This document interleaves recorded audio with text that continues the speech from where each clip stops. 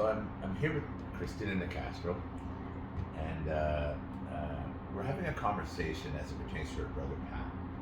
Right? Pat died of CLL, or a causation of, and the reason I've asked Cristina to let's have this conversation together. We had a few conversations and about doing a conversation together, but I wanted to put it on camera. And I wanted to put it on camera because it's our duty to teach while we continue to learn. And Cristina had mentioned a few things that are very impactful for me, and this might get emotional, but it's okay, right? It's okay because it's important for us to talk about it. And what I want to talk about with Cristina is when you mentioned about your brother Pat, and you also mentioned that the downfall came throughout COVID, the downfall came from the lockdowns, the downfall came from the consumptions that he was exposed to, and there's a lot of complication that came from that. So if you wanted to explain Pat's cancer, he had it for almost 20 years ago. Yeah, let's say about 15-ish years, maybe a little bit more. Yeah, CLL is usually manageable for a certain amount of time. Yeah, so the cancer, the type of CLL he had, Pat had, they call the watch and wait, which takes time, but then as he got older... Right. Every 4 or 5 years, the medication that he was on would stop working, and then they would have to start a new medication, to the point where there was no more medications. And then that's when they did the bone marrow transplant. So my brother Till was the match, and he gave his marrow to my brother, and it worked for a little while. But what they didn't do is they didn't, so before you get any type of transplant, you're supposed to minimize your immune system as weak as possible, so that your cells are weak, so that the other cells that are going to come and fight those cancer cells can actually fight. This is the science, or so they say, the science behind chemo before any transplants, okay? Or weakening of the immune system. They didn't do that to my brother, first and foremost. So they gave him the marrow, didn't even last a year. We were hopeful, obviously. I saw it come back before he saw it come back, because I know him well. He was my best friend, but both my brothers are, my siblings are very important to me. And I saw the glands, I saw the voice, I heard the way he swallowed before he did, because I was on the outside looking in, right? And so he wanted to go to Greece. And the doctors sort of didn't really want him to go. They were like, well, I said, brother, go. You need to go, your wife's great, go there, enjoy your time. I said, go. We have one life. Doesn't matter if we're here for the next 200 years or the next 2 days. We have one life, let's live it. Go eat the good food, go breathe in the air, and he did, and he had an incredible time. He was getting sicker and sicker, so as he came back, he wasn't well. Finally, he qualified for this breakthrough treatment through the National Institute of Health, through our hospitals, which was a transplantation of my brother Antonio's T cells they took from his neck that were going to be injected into my brother, and they were going to be genetically modified to be super cells. So in the meantime, he had to wait. He was supposed to go in December, something fell through, so in March we went to do all the testing to make sure he was even a candidate. We went in March, he did all the testing. I'll never forget the day that he signed the paper saying that he was approved and that his health was good. He gained weight. I cooked for him as much as I could. I knew what he liked. I didn't ask him. I think at this point, people who are suffering from cancer or any type of disease, they have no control over anything that's happening to them. The doctors have the control, or their health has the control. The only thing they control is what goes into them. If they put the wrong stuff in them, then it's going to help kill them. If they put the right stuff in them, it could help save them. But without the education, and with the doctor saying, you can eat whatever you want. While on chemo, stay away from hot peppers, too acidic of foods, but you can eat anything. That's what they told my brother. And so my brother ate anything, right? He just kept eating whatever. I mean, now this is my sister-in-law's an incredible cook. He cooked, we eat pretty well as it is, but there's a lot of things that could have helped, I truly believe. And because of the fear of mixing natural with modern medicine, people are afraid. They think, oh my God, but if I eat this, what if the medication has an adverse effect? I'm like, the food? As you're drinking a glass of wine or 3 shots of vodka or smoking cigarettes? Stop. like it's to me everything's worth a try, and I wish there was a cross between modern and modern medicine, pharmaceutical, whatever you want to call it, and actual human, like what the earth is there to give us. Like there's just so much. And Cristina made a point there about the cross, and the analogy just used a moment ago about the 3 shots and the wine and the cigarettes. And that's so important because I want to get into that. Yeah. And that cross you're talking about, and Christina's very versed also in the understanding of holistic lifestyle, integrated medicine. But, and I've said this before, why can't we choose? As a Canadian, as an Ontarian, as a member of society, a tax base that we pay for, that we pay into, a service that we pay for, I should be given the choice between the conventional and the integrated holistic lifestyle medicine, right? I respect modern medication because I take it.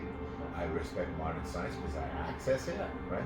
But I should also have the privilege of using these services that do complement and integrate consumption, that integrate complete lifestyle. And your brother, when you mentioned about the food, and it's not about the good cooking, it's the ingredients. Absolutely, and the fear mongering and the medication and don't do this. And I said, for example, just a small thing like CMOS, I wanted to integrate that into his cooking. And he got really upset with me. And because he was worried that the CMOS, meanwhile it's just minerals, right? It's minerals that we need in our body, would kill him. So meanwhile, radiation, chemotherapy, medical treatments, possibly alcohol. Because he was fear mongering. And I don't care who listens and who hears this, it's the truth. And and so I want you to emphasize that. Fear mongering, well, it's very so modern medicine, they don't want you to believe or listen to anybody but them, and I understand. They are the professionals, they're trained, they went to school for 15 years to become these awesome doctors, and I don't want to minimize doctors because I think that they're incredible human beings and they do a lot of great. But if there is that much greatness, then why not combine the two? Why make someone afraid of everything else except for the medication? Why not say or educate and say, listen, with this type of cancer, with this type of cancer, with this type of disease, with this type of that if you remove or replace or restructure or eliminate these nitrates and artificial sweeteners and all of this sucrose and bullshit and refined and all of this garbage, then the chances of the medication working are much higher. Because now the food is not going to be feeding the cancer. We're trying to kill it, you're feeding it. We're trying to kill it, you're feeding it, if you want to mix modern with holistic, right? And you're everything you're saying is backed by data and science. Yeah. If you go to Lifestyle Holistic Integrated, listen to a lot of the medical professionals with 20, 30, 40 years, institutions that have over 200,000 50 files, they can prove that, right? But if you got to go to jump on the other side of the fence, and you're right, you're fighting the cancer with the modern medication, modern science. At the same time, they're feeding it. That's right. My sister died of cancer. My brother-in-law died of cancer. Look at the foods that they offer in the hospitals. Are you kidding me? Do you know what I'm trying to say? I'm not talking about people who are just, but these foods should be nutrient dense. Should not be in hospitals. No. Full stop. No. Okay, you're right. Full stop. So they have vending machines. They have fast food. Exactly. They have franchises. The cafeterias downstairs with the pizzas and the French fries and the. They should not be in hospitals. Exactly. Full stop. Exactly. Because if you're calling yourself a health institution, that's correct. You should not be. It's like me, right? I have cancer, and I've been public about my cancer. And I say to people, I've educated myself. I have 10,000 hours, and I still am learning, right? And I will continue to learn. But I do know that there's a massive side of the fence that will tell you that you should not be fueling the cancer. That's right. And that your refines your glucose. But why don't they teach people that? Why do they scare? Why don't they teach patients this? Why don't they teach it? Why isn't it part of? Like they're there for hours, for example, getting a chemotherapy session. Why not at that same time is there not somebody that can educate people that say, this is what should be done? Not everybody's the same because every person has an individual plan. Not what works for you is going to work for me, or not what works for this person is going to work for this person, regardless of the type of cancer we have. I have food allergies that you don't, right? For example, right? So everybody should be customized. Treatment should be customized. It shouldn't be fucking general. There should be no generalization of treatment for anybody because each person is different. you are of certain stature, your body weight, your measurement, your muscle density, your everything is different than somebody beside you. You know, so why aren't those things relevant when it comes to medication, food? But they are relevant. But why aren't they made? Correct. But why aren't they made relevant? But they are relevant because what Christina's talking about is individualized medicine. That's right. And when I'm speaking from knowledge here, when they do your genetic makeup, when they thoroughly look into your blood work, at that same time, they should, right, tell like your brother Pat, they should have said, this is your DNA, this is the supplements you should be taking because we know from your DNA, and this is the consumption you should be taking. And this is what you shouldn't be taking. Correct. Your body. Why don't they? Why not? My brother needs to take this. They do on the other side of the fence, right? Yeah. And that's what's frustrating because our system, right, and it's dictated, right? And when they tell them they can eat anything, they do.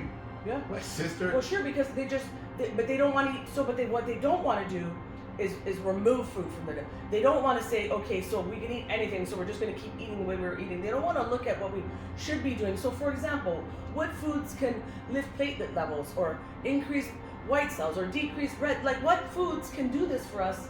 What foods? There's always a food. There's always a natural supplement or something that we can consume that can help. All of these things that can help in turn our cancers or our diseases or our ailments or like if you have kidney disease, you're not gonna friggin' super fortify. You're not gonna eat chips and salt and sodium and nitrates and you know what I'm trying to say? Like, I mean, but if they say just eat what you're eating, well, clearly, there's a reason that the fucking disease is there in the first place. Maybe consumption, perhaps. Big part of it, I'd say. Right? Consumption lifestyle. And this is data. NIH states that 80% of chronic disease and illnesses would disappear if people change their consumption. That's right. But why would they say you need to change your consumption in order to maximize the benefits of this medication or this type of treatment? Why don't they go hand in hand? Why don't they? Our body is our temple or whatever we want to call it. It's what we have. It's all we've got. We've only got one. And so if we got to fill ourselves with medication, fine. But why not say with this medication? It's just like a pharmacist when they have to make sure that you're not that your medications are all good together. But they don't look at what foods go with those medications. For example, people who are diabetic, they're not supposed to eat grapefruit if they're taking medication for type 1 or type 2. Why isn't that on the paper? You get what I'm saying? Why aren't these things, why isn't there some sort of an education or a cross between holistic and modern medicine? Why not? Wouldn't that be the best? It is the best. But wouldn't it be the best form of treatment available? Wouldn't this country be the groundbreaking country that actually made this possible?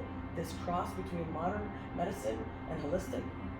100%. Like 100%. In population health, I advocate about population health, and that's part of it, is right? it part of it? Is it because they're trying to decline? Is it because we're trying to decrease the population? Is it because there's too many of us? Out with the weak? Yeah, and that's... But who's weak? Who's to say that we're weak? We're not weak. They're making us weak. I'm not weak. I'm a very strong human being. If you tell me that I'm going to die of cancer, I'm going to put that head here. If you say that I have cancer, but these are the things that you can do to either prolong, progress, improve, reverse, then you don't think I would do every single one of those things except for keep doing what you're doing, just eat what you're eating, and just do, that doesn't make any sense to me. That doesn't make any sense. Because my brother died, and he shouldn't have. He should not have. So, and many other people. He was 62, right? 62 years old. And he had hope, right? Like, so, hope. And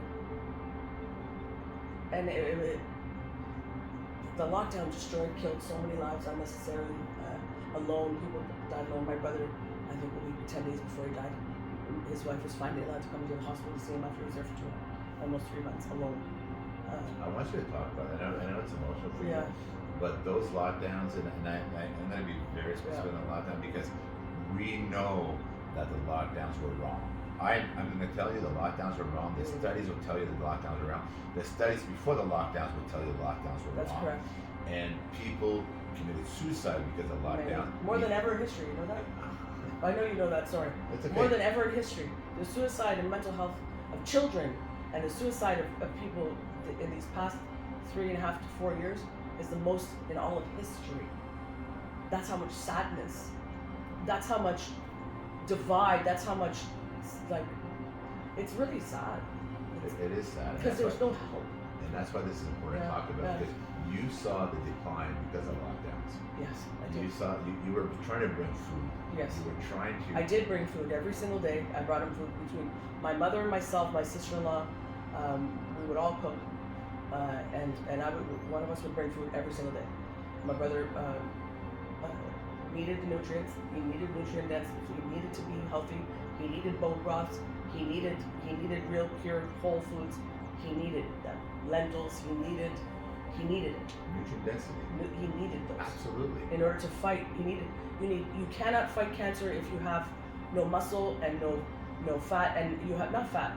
If you have no nutrients, your body needs minerals to fight. Your body needs vitamins, nutrients, and to give energy to be able to fight anything, cold, flu, I don't care, fever, cancers. Your body needs fuel. Fuel is the word I'm looking for. Fuel, good fuel, not jet fuel, not fucking poisonous fuel, not arson, not carcinogens, not poisonous, not fucking nitrates, not sodium, not MSG, sodium broth, not bullshit. It needs it.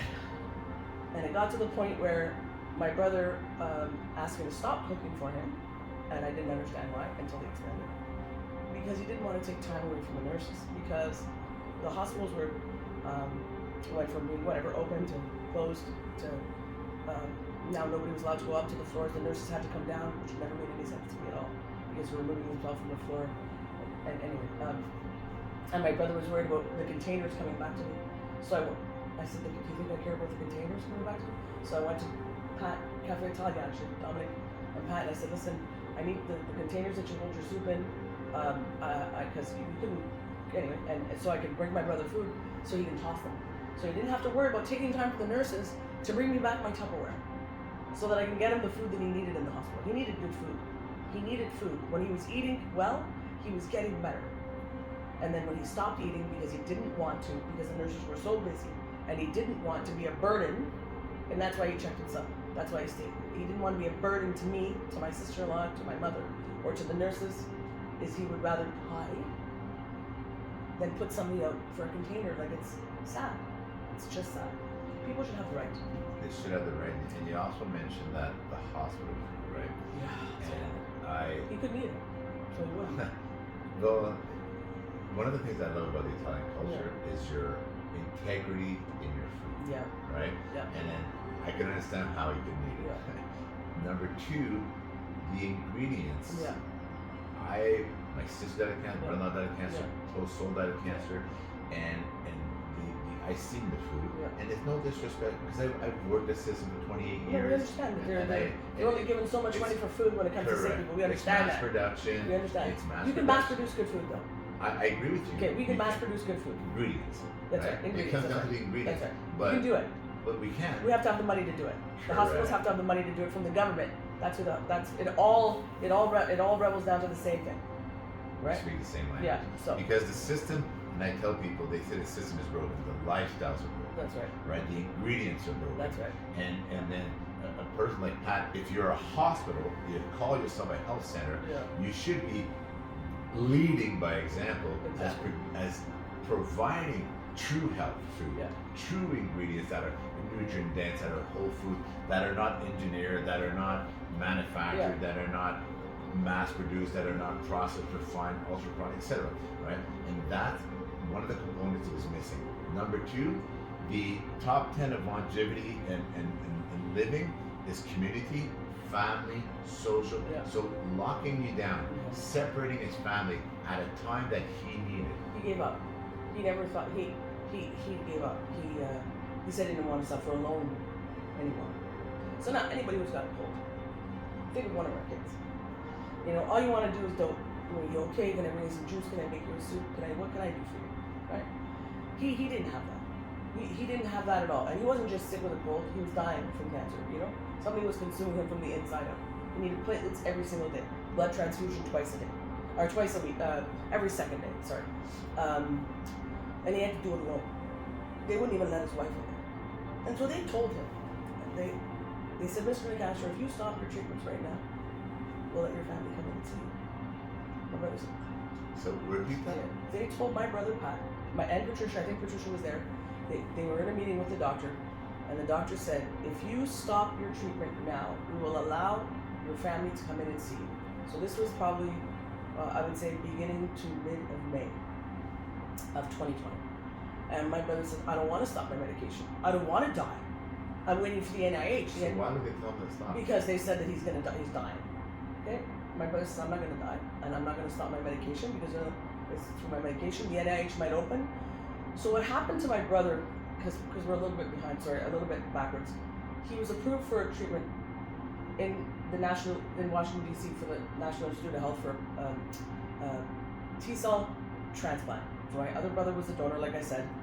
What happened was he was supposed to go April 4th. We were supposed to go back to Washington April 4th. He was going to be put in the hospital.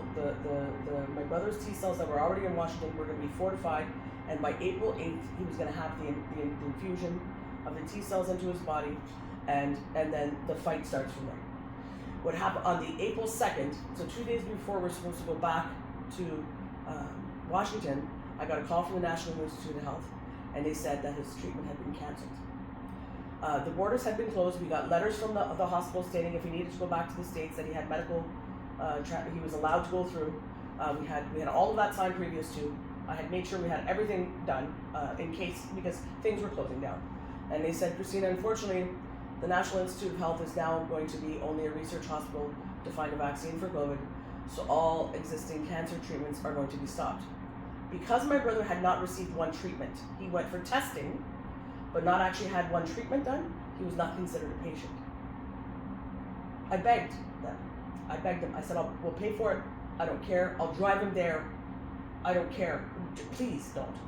I said, so if somebody else went and had one thing done, doesn't matter what it was, if they had a blood test done on paper that said that they were an actual patient, they would still be able to continue to get their treatment done, and my brother could not.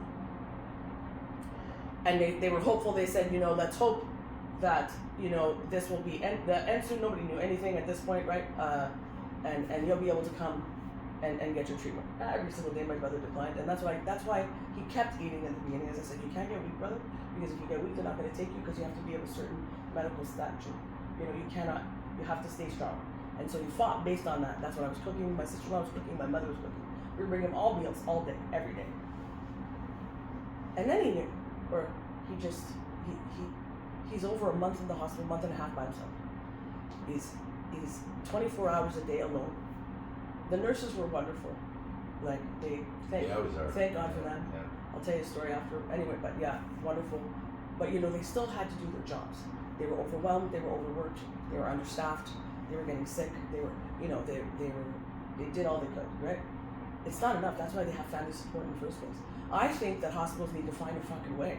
They need to find a way, okay, to, just like they can let people in a Costco, thousands at a time, they should find a way to be able to have somebody, even if my sister-in-law had to wear a hazmat suit, she would have done it. I would have done it.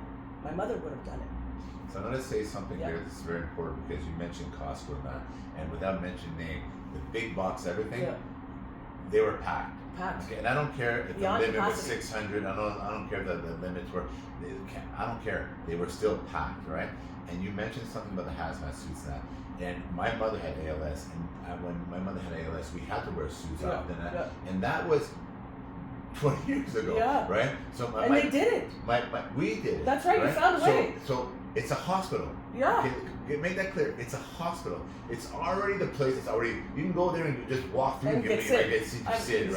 Exactly. So it's already treated as a hospital forever. That's right. It's already in place forever. These measures of wearing suits, which I was doing decades ago, and so with the lockdown, you're telling me you can't visit family when families need it. So I want you, when you think of you were young, and whether it was a cold, you mentioned a flu, and no family, no loved ones, nobody would take care of you. Nobody would be there for you. Nobody. So now I want you to have cancer and not allowed to have your loved ones, those of you love and respect to be with you, all right? And then a system that is already designed to take care of people that are sick. Yeah. So you're telling me that you should have been able downstairs to wear one of those suits. Even if we had to pay for it. Absolutely. Even because we don't want to take money away from the hospital. You understand? People will not. It's not about we will provide our own. We will, if we have to. We will pay for it. No problem. But to be alone and suffering in a way that my brother was, and so many millions of others or whoever, right, is cruel. Cruel and unnecessary punishment. That's cruel it is, honestly, and that's where the money is there. The money is mismanaged, and I speak openly. If they would appropriate our money towards the basics of society, like your brother was 62 when he passed away. He's been paying into the pot. Well, 16. Oh right? Well, even earlier. But he comes from an upbringing that everybody's paid into the pot a lot. Yeah. And if you look at all the businesses and all the contribution, all the donations, everything they've done in their lives, right? And individuals, and I have a sibling right now going through stuff, and I'm seeing how there's no money for that, but there's money for everything else. Of course. Right? Yeah. So, and I said it, and I'm going to reiterate, the system's not broken. The financial aspects of the system is broken, the misappropriation, mismanagement. You know what to do with the money. If you have the right amount of money, give it to the right people. That's correct. The right people. That's correct. Exactly. It's not with the gluttony of the layers, right? Appropriate the money to the right places, and then when it goes back to the family, you cruelly taking away family from people that need. He needed you guys. My mother was not able. My mother did not see my brother, and we live in the same city, from February of 2020. Okay, so just before we went to the NIH, because I didn't want him to get sick. My sister-in-law we couldn't afford for him to get sick, so nobody was allowed to see him before travel. Nobody, not even my mother, was allowed to go close to him because we were so afraid that he would get sick. Okay, so she did not see him. My mother is the most. Anyway, she could not see her son. So my brother died June 2nd. The first time my mother was able to see her son was June 1st. June 1st was the first time they let her come into the hospital, and we lied to her. We did. We never told her how bad he got because we always had hope. We always had hope, and I didn't want my mother to suffer. Okay, so my brother, he would video call her until about mid-May. Last conversation I had with my brother was May 22nd, because then he couldn't speak after that because his throat stopped working because he stopped eating because he was so fucking dehydrated and sodium filled. It was crazy. It was crazy. I don't even understand. I wish they would have did a sodium test. Okay, like illegal amounts of sodium in his body is what I say. Imagine a mother. My mother stands 4'11", 4'11", standing in front of her son, his bed. He can't even lift his head or his arm. Can't move. Finds the strength to lift both arms and beg her to help him. Help me, I don't want to die. Those were his last words to my mother. Mom, help me, I don't want to die. If she was able to be there, if she knew the status of his condition, for example, she might have had to say, and you know what, I want to bring my son home. I want to try this, or I want to be able to do that. You know what I'm trying to say? Nobody had anything. We had nothing. We were given no information. My sister-in-law, she's an incredible fucking woman. She's an incredible human being. She was robbed from her husband, way too soon. And she was laying beside him in bed, and she kept this mask on. And they finally let her go to the hospital, and she says, "I'm not leaving." I said, "Then don't leave. Don't leave." And she called me. She says, "I have this mask." I said, "Take the fucking thing off. Take it off. Take it off, man. Let him see your beautiful face. Let him touch your face. Just be there. What do you care about the mask right now? The nurse is gonna tell you to take him off. Tell him to fuck off. Whoever's gonna take it off." And she did. And he was so happy because he got to see his wife's face. All he saw was people in masks and gowns and fucking plastic everywhere, Like he was in a different world. And can I tell you that I don't think he wanted to live through this shit. That I think he chose death over this bullshit. So he, thank God, got to avoid this vaccine garbage and all the other people that died unnecessarily. So I think that as much as every tear that I shed for my brother, by the way, he deserves 10 million more. So I'm honored to shed every one. I'm not in pain. I am sad that I lost my brother, and I will always be sad. So, and it will never go away, never. I don't want it to. I don't want to forget him, and I also don't want to forget his pain. So, but yeah, if he could have had his wife beside him, he would have lived. He would have lived because she would have made him. She would have given him a reason to fight. Skype on a phone when you can't touch and you can't smell and you can't be pheromones and hormones and love and touch and feel. We are tangible people. This is why our hands extend from our bodies, because we are meant to touch. That's what we're meant to do. We're meant to touch. That's what we're meant to be. I don't to put a wall between us, or a piece of plastic, or fucking 3.5 feet, or whatever it is bullshit. It's cruel. It is cruel. It's damaged so many people. People are afraid. Children are afraid to touch. It's damaged. It's done so much damage. It's done so much damage. It's done so much damage that I don't know how we're gonna recover as a fucking world. I mean, I can only see what, like, honestly, I see these children. I hope to God they don't remember this garbage. You know, I see my children. Thank God they're strong. You know. No, this conversation is so important. Yeah.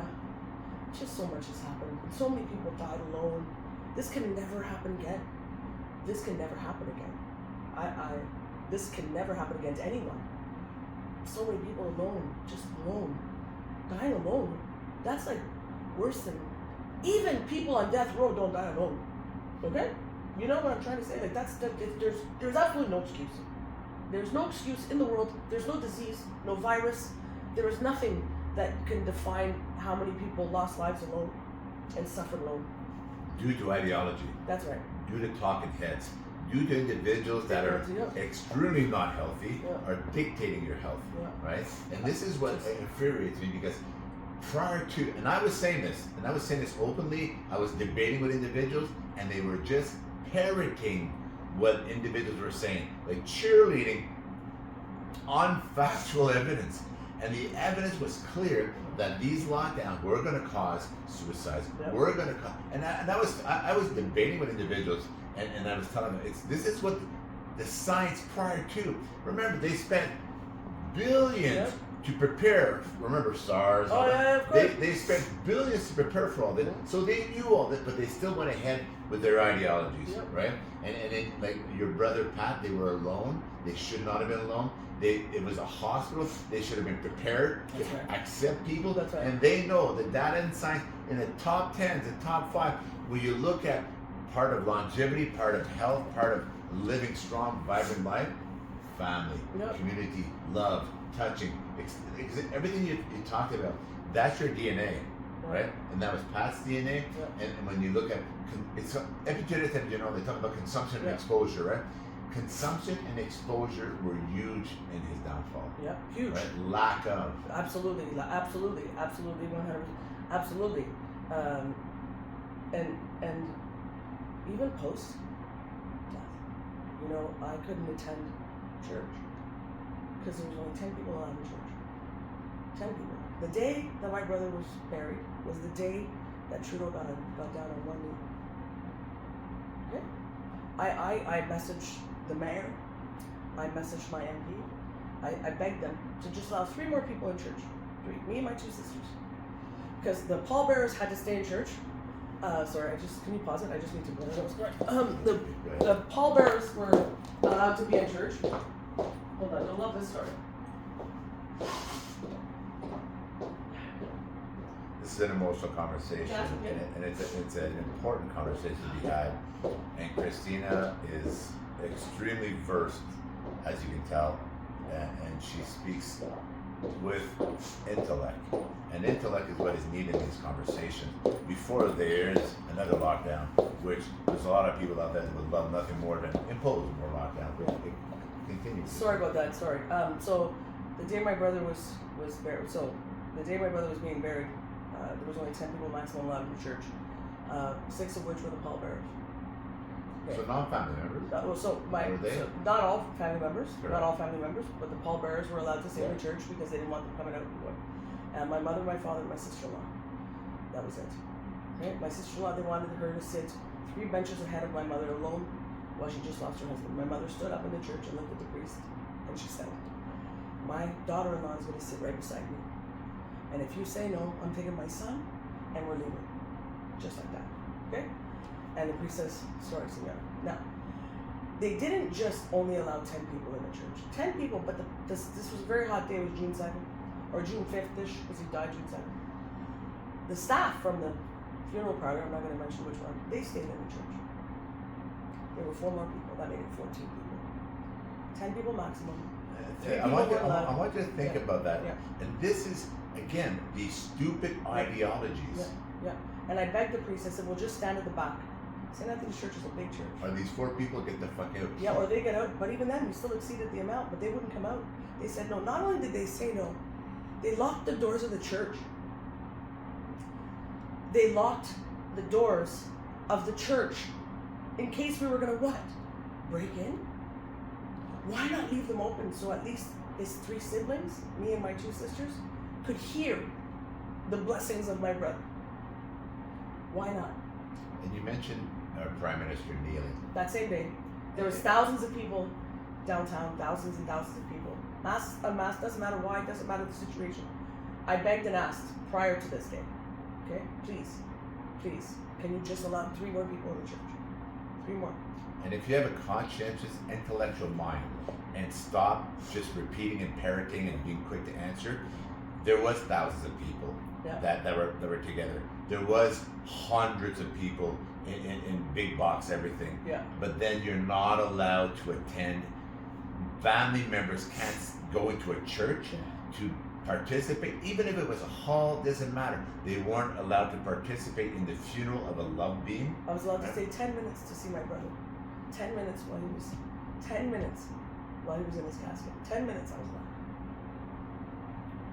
10 minutes to say goodbye to my brother. You know, My mother's, it destroyed her. of course it did. Because my brother, he died. That destroyed her, of course. But he wasn't shown the respect that he deserved. Those hundreds of people that come through and pay their respects. This is a really important moment for the families. It's really important for them. It's really important. It's not a show. It's an honor. When people go to wakes, we're not there because we want to be. We're there because we honor the person that died and the family that's still alive.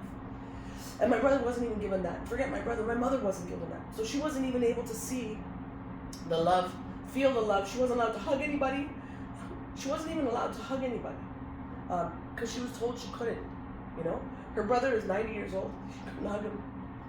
She just lost her son. She couldn't hug her brother. She couldn't hug me. She couldn't hug me. She wasn't allowed. Stand back. They were like the police. Stand back. I was so angry. Junkies, this is where I'm not. It's so horrible. It was like we were being fucking tortured, punished for I don't know what, but she'll never get over it. My mother will never be the same, which I understand. I don't blame her, and I will never silence her pain. I will never shush her tears. I wish I could make it different, you know? Yeah. Cristina said, like, which is, and this, again, the lockdown mentality, right? And I've said this from day one, they've empowered the morons, and I say this openly, they've empowered the morons, and there's people in positions, it's not a position of authority, they're just in positions, and they have a dying need to control everyone and everything around them, and with not being able to touch a loved one, not being able to hug, but you can leave that funeral parlor, you can leave the service and go to Costco, and go to Walmart, go to wherever you want, or go kneel with thousands of people. That was okay. That was okay. But you can't. I can't hug my mother because my brother just died. So we go to the cemetery, and this is what I thank God for. And I'm not a big spirit, but I my sister-in-law's Greek, my brother, and so the Greek priest Father Alex from the Greek Church, is an incredible, probably the best priest I've ever met and encountered in my entire life. And he was there, so he did the blessing at the grave. And the people from the funeral parlor were still there, horsing. You know, they were like wardens, okay, but worse. Okay, they weren't nice ever. And we're in pain, you know. My cousins showed up and they were standing in the parking lot just to try and say their final goodbyes. It's just a few of them that decided. The people who worked at the funeral parlor said that if we did not leave, me included, because I was third, I still couldn't be outside because I was number 12 or 13, or there was only 10 allowed plus 4. Okay, that they wouldn't continue with the funeral. And the priest said, "Excuse me, your job is done here. We don't need you anymore. You can go." to the people who were working at the funeral, because now the casket is on top of the grave, right? And Father Alex looks and says, "You can go." And he directed that sermon, or that to my mother and to my father and to my sister-in-law, in a way that saved their soul. That's it. He made sure that they knew that the pain and was not okay, like that this was not normal, and that my brother deserved thousands of people to be there, and thousands of people would have been there, and that he personalized it so much. It was incredible. If he didn't do that, I don't think my mother would have made it, if that makes any sense. I don't think that she'd be here today. I don't think that she'd take it, but I just don't think that she would. It gave her a little bit of respect, you know, that she deserved so deeply. Her pain to be acknowledged, you know, and my sister-in-law's pain to be acknowledged, and my brother's life to have meant something. And so for that, I'm thankful, and he allowed us to come closer, and he said, "You guys can go. We don't. Your job is done here." And he actually, so he had COVID, and he had COVID. The father Alex had COVID, and he came back to work to bless my brother. So he was better. He was negative, but he wasn't supposed to be back for 2 days. He came to bury my brother. He said, "I'm burying him. Nobody else is doing this but me." He had the pleasure of meeting my brother numerous times and knew exactly what kind of an incredible person he was. And so, you know, with that, there's that little bit of peace that we got. See that priest you're talking about, yeah. Right? That's called cojones, right? Yeah. And those individuals you talk about that will tell you, "I'm doing my job." I'd rather be the Usasi Malala, the Nelson Mandelas, the Muhammad Ali's of the world that stand up to what is wrong, right? And I've had positions in my life where I use common sense. He didn't lock the doors of the church. He spoke loud enough so everybody could hear it. He spoke louder so they could hear it. And he asked them, "Can you hear me down there? Can you hear me? Brothers and sisters of Pasquale, can you hear me? Because if you can't hear me, I'm going to talk louder. I'll scream for him if I have to." That is beautiful. To me, anyway. That's a human. Yeah. You know, that's a real human. Yeah. That is somebody that understands just humanity, right? That understands humanity. And that's why I wanted to have this conversation today. And that's why I wanted to talk about the lockdowns. I knew I was going to cry though, sorry guys. But I want to, right? Because it's important to teach, right? And if anything we've learned from this lockdown is that the lockdowns don't work, right? No. And societies have shown that lockdowns don't work, right? You can impose rules and regulations. You can do a lot of things without destroying anything in society. And these children were damaged, right? They were locked into their phones.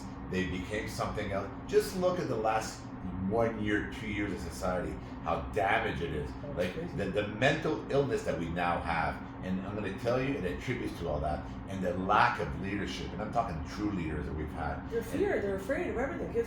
Kids, young teenagers, even young adults, older. We're afraid. We're afraid of people. We're afraid to talk. We're afraid to speak. We're afraid to get close to. We're afraid to go to a store. They're afraid to see people. We're not meant to be afraid of people. We're not meant to be afraid to touch things. We're not meant to be afraid. We're meant to be where we deserve to be. And the lack of communication, how to communicate, the basic. And the post-traumatic stress disorder that this is called. Nobody's addressing the damage, the collateral damage that it's done. Now they're lifted, so now everybody's just supposed to go back to normal. It doesn't work that way. Life doesn't work that way. And this is why I made a post the other day about they've normalized mental health. They've created mental health, then they created so much mental health that now they have to normalize mental health. And Christina's conversation here are so important to be had, right? Because there's, again, I'm going to reiterate, there are those out there that have a dying need to control everyone and everything around them, and they would love nothing more to have more lockdowns. There will be more viruses, because I'll guarantee there will be, right? I could assure you we'll just leave it at that. Yeah. But how do we freedom of choice? I mean, why don't we have a choice anymore? Again, a democratic society, rules and regulations, law, but it empowered the morons, it empowered the control freaks, it empowered so many individuals that they don't want to let go of those reins that they think they're the king of everything. The World War didn't shut down the world. World War I, II did not shut down the world. Like this stupidity did. It shut down the fucking world. Like, that's great. I can't make sense of that. That's like me trying to figure out how a plane that doesn't make sense to me how something, anything at all, could shut down a world. Could shut it down. Certain worlds, right? Yeah, obviously. Some world, of course. Some countries have world leaders. Yeah, well, yes, very few. Though. Very few. Very few, though. And we're seeing some of these leaders in Canada and the U.S. that are standing tall and strong against the moronics, right? I really want to thank you today. Oh, you're welcome. My pleasure. I mean, I hope we, I hope it's... No, this was a very impactful conversation, and I wanted to have it. You wanted to have it. Yeah, I did. I'm glad we had it. Yeah. And then, and I hope you learn from this. And I at minimum share it because it needs to be heard, right? And I'm telling you, there are those that want lockdowns, that love lockdowns, that love controlling, and they don't want to let go of their reins, and they're in a position they should not be in. They should not be in, and they're in position by not being in those positions, they create situations like that. We have the wrong people leading, right? And this is why you have decisions like this that anybody with any form of intelligence would know this. And people are screaming from the top of their soapbox saying this is what's going to happen, and it happened. Yeah, I got physically removed from the hospital because I was crying outside because my brother was about to take his last breath. Physically removed from a hospital because you were crying. Outside because I was not. And I won't mention names here, but I was outside of a government agency, outside, and the staff came outside to tell us that we all had to be 6 feet away. But 6 feet away, we would have to step outside of the awning into the freezing rain because it was November. It was rain outside, and the person left their building to come outside and tell us that we had to be 6 feet away. Everybody looked at each other, and everybody wanted to raise a big middle finger, but we all needed their services, right? So again, I reiterate that some have this dying need to control everything around them, that they'll come outside and tell you what you need to do outside. Yeah, it's crazy. Thank you, John. No. Thank you very much. Honestly, I really love this conversation, and I'm glad we had it. Me too. Glad we spent time today. I can't not get emotional. It's who I am. No, it's important. I know, but you know what? That's your DNA. It is. That's you as a human being, and you intellectually explained so well. I really appreciate it. I hope so. If not, just delete it. Thank you. My pleasure. It was my pleasure. Honestly, it's I'm going to follow you through your journey, and I know it's going to be success at the end. I just know. Thank you. Yeah. And again, we're here today because it's our duty to teach. And what Cristina taught and learn, today. Teach and learn, learn and teach. Teach and learn, while we continuously learn. And a gentleman called Ernest McCormick taught me that it was our duty to teach, and I carry that forward by saying the duty to teach while we continuously learn. And today you taught, and I thank you. Thank you. My pleasure. It's my pleasure. I just wish it wasn't too late. But hopefully the next person. The next person. Yeah. And guess what, though? Can I just say one more thing? The only good thing that came out of all of this when I came to my brother is that the treatment that was only offered at the NIH back then because of my brother is now here. So it's now here. Because when I say because of my brother, because of the loss of life, because of the waiting for the treatment, because of his team, he had a great team, and because this can't happen again, and so if they couldn't get him to Washington. And now Washington came to him, if that makes any sense at all. So hopefully, so many lives will be saved. So many more lives will be saved, and hopefully, I hope for anybody's, that at least that.